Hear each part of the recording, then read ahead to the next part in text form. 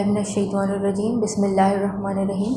अस्सलाम वालेकुम स्टूडेंट्स। अब हम स्टार्ट करते हैं chapter number 2 which is hydrogen. इस चैप्टर में हम हाइड्रोजन के बारे में इन डिटेल पढ़ेंगे कि हाइड्रोजन जो है वो पीरियोडिक टेबल में उसकी पोजीशन क्या है, किस तरीके से नेचर में एग्जिस्ट करता है, आप किस तरीके से उसको लेबॉर्ट्री में जो है वो सिंथेसाइज करवा सकते हैं या मैन्युफैक्चर करवा सकते हैं। इसके अलावा उसके क्या क्या केमिकल रिएक्शंस हैं और उसके आइसोटोप्स क्या हैं, ये तमाम चीज़ें हम इस चैप्टर में डिस्कस करेंगे। इस चैप्टर से जो क्वेश्चन बनते हैं एग्ज़ाम में वो मेजॉरिटी पोर्शन जो है वो इसका एमसीक्यूज़ और सेक्शन बी में यानी कि शॉर्ट आंसर क्वेश्चंस में पूछा जाता है। इसके अलावा एक टॉपिक जो हाइड्राइड्स का टॉपिक है इसका वो सेक्शन सी में पूछा जाता है, जो कि आपका लॉन्ग आंसर क्वेश्चंस का सेक्शन होता है। चलिए स्टार्ट करते हैं। सबसे पहले जो इस चैप्टर में टॉपिक हमने डिस्कस करना है वो है position of hydrogen in periodic table. जो पोजीशन है हाइड्रोजन की पीरियोडिक टेबल के अंदर वो स्टिल जो है वो कंट्रोवर्शियल है और इसको पीरियोडिक टेबल का एक फ्लॉ भी कहा जाता है कि अभी तक उसमें हाइड्रोजन की कोई एग्जैक्ट पोजीशन डिसाइडेड नहीं है। ऐसा क्यों है? इसकी वजह यह है कि हाइड्रोजन पीरियोडिक टेबल के डिफरेंट ग्रुप्स के साथ उसकी प्रॉपर्टीज़ जो है वो मैच करती हैं। यूजुअली जो पीरियोडिक टेबल में अरेंजमेंट है एलिमेंट्स की वो on the basis of atomic number या इलेक्ट्रॉनिक कॉन्फ़िगरेशन और कुछ इस तरीके से है कि प्रॉपर्टीज़ सिमिलर हैं, तो इस हिसाब से अरेंजमेंट है। तो अगर हम उसी अरेंजमेंट में जब हाइड्रोजन को रखते हैं तो हम ये देखते हैं कि एटॉमिक नंबर के लिहाज से तो वो ग्रुप 1 के अंदर आता है, लेकिन जो उसकी प्रॉपर्टीज़ हैं वो मैच करती हैं डिफरेंट ग्रुप्स के साथ पीरियोडिक टेबल के। तो कोई साइंटिस्ट या कोई रिसर्चर्स उसको ग्रुप 1 का मेंबर कंसीडर करते हैं, कोई ग्रुप 4 का और कोई ग्रुप 7 का। तो एग्ज़ाम के हवाले से अगर देखें तो इस टॉपिक से जो क्वेश्चन है वो अक्सर पूछा जाता है और वो ये होता है कि आपसे ये कहते हैं कि इसकी रिजेम्बलेंस बताइए हाइड्रोजन की ग्रुप 1 के साथ और ग्रुप 4 के साथ, और इसकी जो है वो किस तरीके से ये मिसफिट है ग्रुप 1 या ग्रुप 4 में, ये चीज़ें पूछ ली जाती हैं। एग्ज़ाम में आपसे जब कभी भी ये क्वेश्चन पूछा जाए तो आपको किसी भी ग्रुप के हवाले से, फॉर सपोज ग्रुप 4 के रिजेम्बलेंस पूछी है उन्होंने, तो आपने कम से कम 4 पॉइंट्स उसमें लिखने हैं और इसी तरीके से डिसिमिलैरिटीज़ भी आपको 4 उसमें देनी होंगी लाजमी। चलें स्टार्ट करते हैं। ग्रुप 1 के साथ जब हम इसकी सिमिलैरिटीज़ देखें तो सबसे पहले valence shell electronic configuration. Valence shell electronic configuration hydrogen की जो है वो NS1 है। इसी तरीके से जो फर्स्ट ग्रुप है पीरियोडिक टेबल का, उनकी जो वैलेंस शेल इलेक्ट्रॉनिक कॉन्फ़िगरेशन है, general valence shell electronic configuration, वो NS1 है वो भी, और हाइड्रोजन का जो वैलेंस शेल इलेक्ट्रॉनिक कॉन्फ़िगरेशन है वो 1s1 है। ब्लॉक दोनों का जो है वो सेम है, यानी कि दोनों फर्स्ट एक ग्रुप यानी कि अल्कली मेटल्स का जो ग्रुप है वो तमाम मेंबर्स और हाइड्रोजन दोनों एस ब्लॉक से बिलोंग करते हैं। सेकंड, लिबरेशन एट कैथोड, जिसको आप इलेक्ट्रोपॉजिटिव करेक्टर भी कहते हैं, यानी कि ड्यूरिंग इलेक्ट्रोलिसिस जो फर्स्ट ग्रुप के मेटल्स हैं या एलिमेंट्स हैं वो हमेशा कैथोड के ऊपर लिबरेट होते हैं और इसी तरीके से हाइड्रोजन भी कैथोड के ऊपर जाकर लिबरेट होगा। Type of compounds that is formation of halides. ये हाइड्रोजन भी हैलाइड्स फॉर्म करता है और फर्स्ट ग्रुप यानी अल्कली मेटल्स भी हैलाइड फॉर्म करते हैं। हैलाइड मतलब combination of any element with halogens या 7th group elements. 7th group के जो एलिमेंट्स हैं उनको हैलोजेंस कहा जाता है, यानी कि सॉल्ट फॉर्मर्स। जब कभी भी 7th ग्रुप का कोई भी एलिमेंट XYZ वो कोई भी एलिमेंट हो, क्लोरीन, फ्लोरीन, ब्रोमीन, आयोडीन, जब कभी वो किसी दूसरे एलिमेंट के साथ कंबाइन होगा तो हम कहेंगे ये हैलाइड है और उस एलिमेंट के नेम के अकॉर्डिंग हम हैलाइड्स को क्लासिफाई करते हैं। फॉर सपोज वो एलिमेंट हाइड्रोजन है तो हम कहते हैं कि ये हाइड्रोजन हैलाइड है। फॉर सपोज वो फर्स्ट ग्रुप का कोई मेंबर है तो हम कहते हैं ये अल्कली मेटल हैलाइड है। ओके, तो सोडियम क्लोराइड एक हैलाइड हो गया NaCl, हाइड्रोजन क्लोराइड एक हैलाइड है HCl।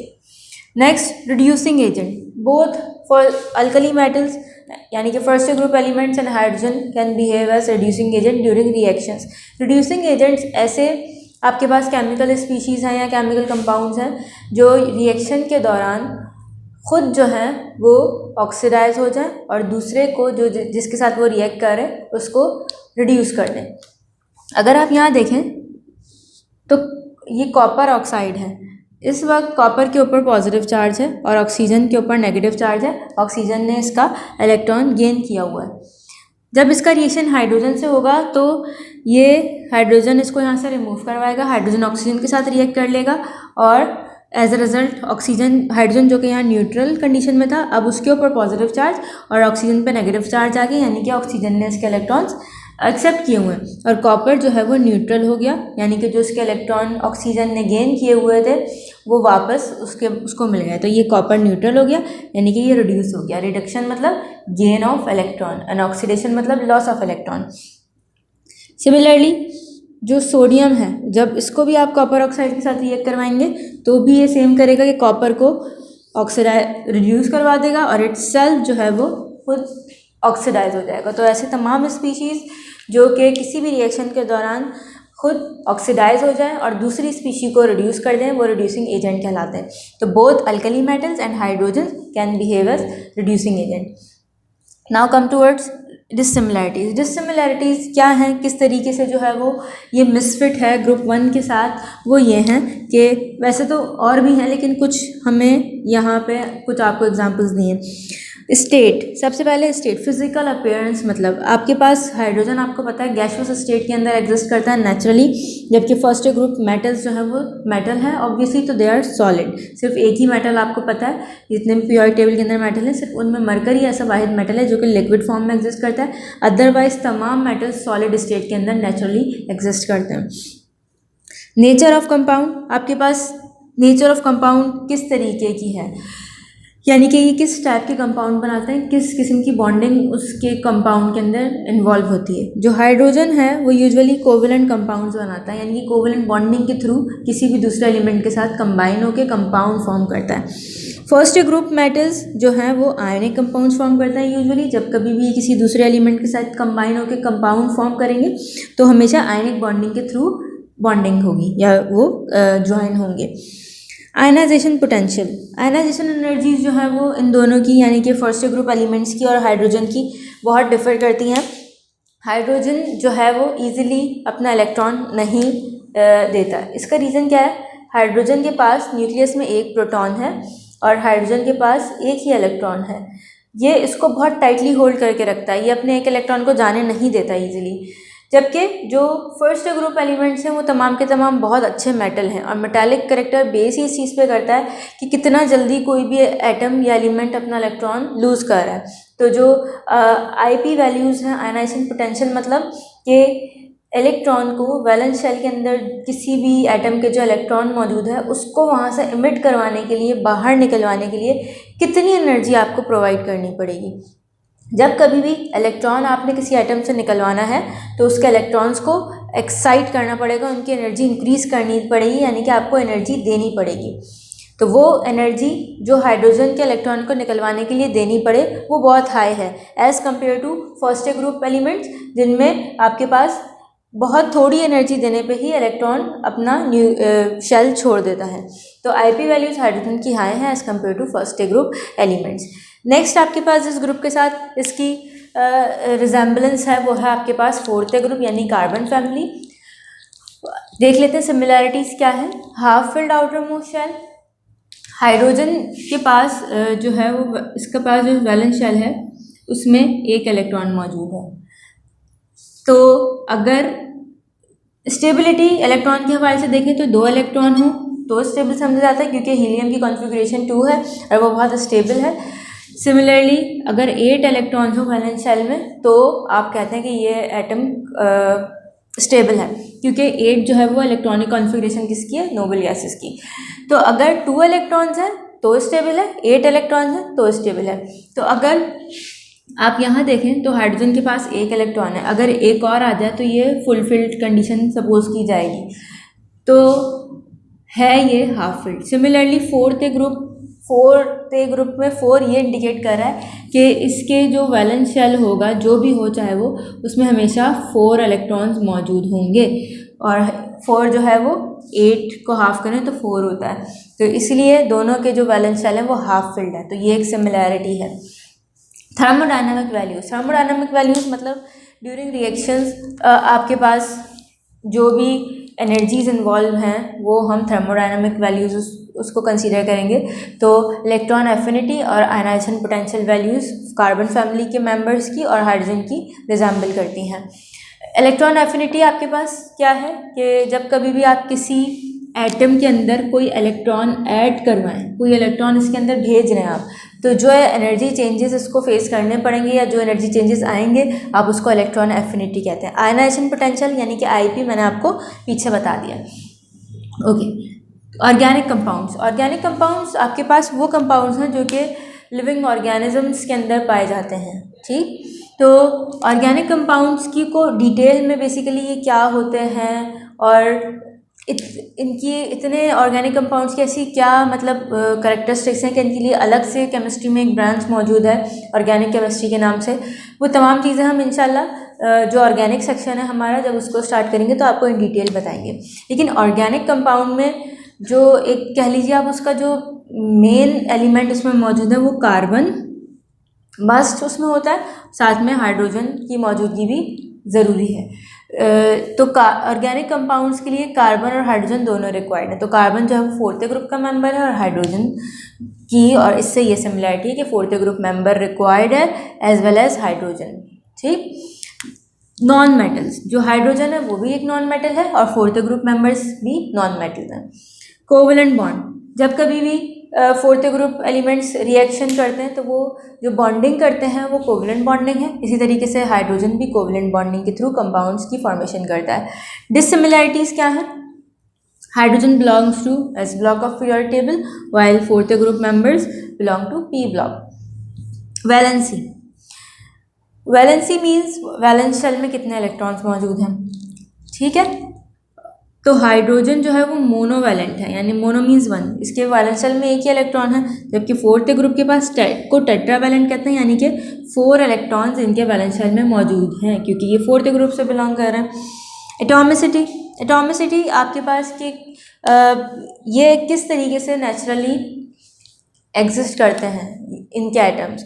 हाइड्रोजन जो है वो डायटॉमिक फॉर्म में आपको नेचुरली मिलेगा, यानी कि H एटॉमिक फॉर्म में सिंगल हाइड्रोजन एटम नहीं होता बल्कि ये दूसरे हाइड्रोजन एटम के साथ कंबाइन होकर रहना पसंद करते हैं। तो ये H2 यानी कि डाई मीन्स 2 डायटॉमिक फॉर्म में एग्जिस्ट करते हैं नेचुरली मॉलिक्यूलर फॉर्म में। 4th ग्रुप एलिमेंट्स जो कि कार्बन को अगर देखें उसमें तो वो मैक्रोमोलिक्यूल्स फॉर्म करता है, यानी कि ये long chains of carbon atoms form करता है, एक कार्बन दूसरे कार्बन से लिंक होता जाता है। इस प्रॉपर्टी को कैटिनेशन कहते हैं कि मैक्सिमम नंबर ऑफ एटम्स जो हैं वो एक दूसरे के साथ सेम टाइप ऑफ एटम्स एक दूसरे के साथ कंबाइन हुए हुए ज्वाइन हुए हैं। Valence shell electronic configuration, hydrogen जो है वो 1s1 है एज यू नो, और 4th ग्रुप की जो valence shell general valence shell electronic configuration है वो ns2 np2 है। तो ये एक डिसिमिलैरिटी है। आते हैं आप नेक्स्ट के ऊपर, 7th ग्रुप के साथ किस तरीके से ये रिजेंबल करता है और किस तरीके से ये मिसफिट है 7th ग्रुप में। 7th ग्रुप को जो है वो हैलोजेंस कहा जाता है, यानी सॉल्ट फॉर्म में जिसमें आपके पास क्लोरीन, फ्लोरीन, ब्रोमीन, आयोडीन, बहुत हाईली रिएक्टिव नॉन मेटल्स इसके अंदर आ जाते हैं। सिमिलैरिटीज़ क्या है? सबसे पहले तो 7th ग्रुप का मतलब क्या है कि इसमें मौजूद जितने भी एलिमेंट्स हैं उनके वैलेंस शेल में 7 इलेक्ट्रॉन्स होंगे। तो हाइड्रोजन जो है वो अगर आप पीछे थोड़ा सा आएँ तो मैंने कहा कि हाइड्रोजन के पास एक इलेक्ट्रॉन मौजूद है, और अगर हीलियम की कॉन्फ़िगरेशन को देखा जाए तो अगर एक इलेक्ट्रॉन इसके अंदर और आता है तो ये स्टेबल हो जाएगा। तो हाइड्रोजन को अपना वैलेंस शेल कंप्लीट करने के लिए एक इलेक्ट्रॉन की नीड है, रिक्वायरमेंट है। सिमिलरली जो 7th ग्रुप के एलिमेंट्स हैं इट मीन्स उनके पास 1 2 3 4 5 6 7 इलेक्ट्रॉन मौजूद हैं इन देयर वैलेंस शेल। तो अगर एक और मिल जाए तो 8 हो जाएंगे, तो दोनों को एक एक इलेक्ट्रॉन की रिक्वायरमेंट है। तो ये एक सिमिलैरिटी है। Atomicity both exist in diatomic form. Hydrogen जिस तरीके से डायटॉमिक फॉर्म के अंदर रहता है, बहुत ज़्यादा रिएक्टिव होता है, एटॉमिक फॉर्म में नहीं रह सकता, फ़ौरन दूसरे अपने ऐसे एटम के साथ रिएक्ट करके मॉलिक्यूल फॉर्म करता है। सिमिलरली जो 7th ग्रुप के एलिमेंट्स हैं ये भी हाईली रिएक्टिव हैं, एटॉमिक फॉर्म में सिंगल फॉर्म में कभी भी नहीं रह सकते।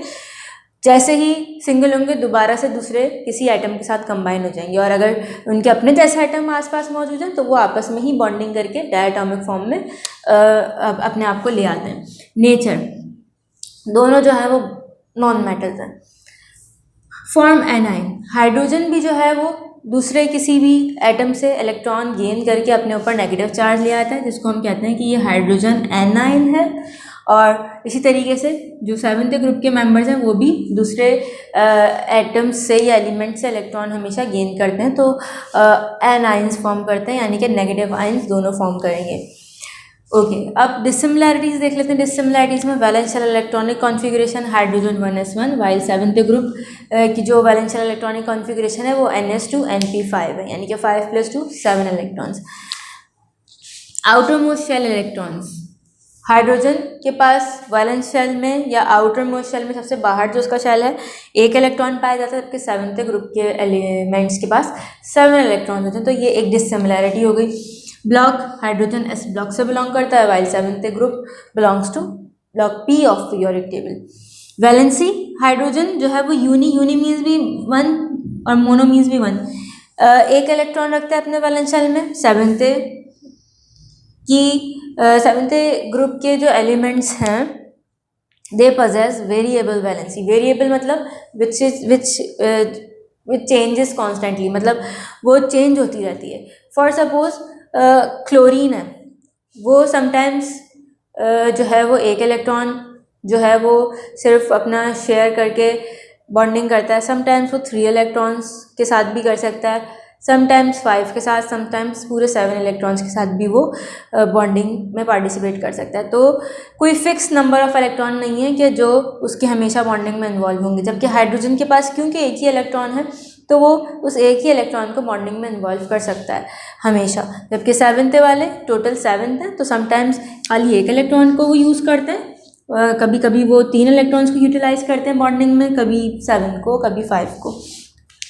Stability of anion in aqueous medium, aqueous means water, ऐसे सॉल्यूशंस जो कि वाटर बेस्ड हो, पानी में आप किसी भी चीज़ को डिजॉल्व कर लें तो हम कहेंगे ये एक्वस सॉल्यूशन है। तो एक्वस मीडियम के अंदर स्टेबिलिटी ऑफ एनाइन देखनी है, मतलब जो नेगेटिव आयन है हाइड्रोजन का और 7th ग्रुप एलिमेंट्स का, for suppose chlorine, fluorine, bromine का नेगेटिव आयन, अगर आप उसको वाटर के अंदर डालेंगे, पुट करेंगे, तो उसके ऊपर क्या इफेक्ट आएगा। जो हाइड्रोजन का नेगेटिव आयन है वो अनस्टेबल है, हाईली अनस्टेबल। वो क्या करता है, वाटर के साथ फ़ौरन से रिएक्ट करके H2 और OH negative hydroxyl negative ion form कर लेता है, जबकि जो 7th ग्रुप के मतलब रिएक्टिव हो गया, जो चीज़ अनस्टेबल है वो रिएक्टिव भी होगी, जबकि जो 7th ग्रुप का एनाइन है वो स्टेबल होता है, यानी कि आप अगर उसको वाटर में ऐड करेंगे तो वो वाटर के साथ रिएक्ट नहीं करेगा, सिंपल वो हाइड्रेट हो जाएगा, मतलब वाटर मॉलिक्यूल्स का जो पॉजिटिव साइड है यानी कि H, वो सारे आके उसको सराउंड कर लेंगे। रिएक्शन नहीं होगा क्लोरीन का या फ्लोरीन का या ब्रोमीन या आयोडीन के नेगेटिव आयन का वाटर के साथ, जैसे कि आपने हाइड्रोजन को यहाँ देखा कि उसने रिएक्शन करके H नेगेटिव आयन ने रिएक्ट कर लिया। तो ये सिर्फ हाइड्रेट होते हैं, कभी भी रिएक्शन नहीं करेंगे। तो इंशाल्लाह जो नेक्स्ट टॉपिक है इस चैप्टर का वो हम नेक्स्ट लेक्चर के अंदर डिस्कस करेंगे। Thank you.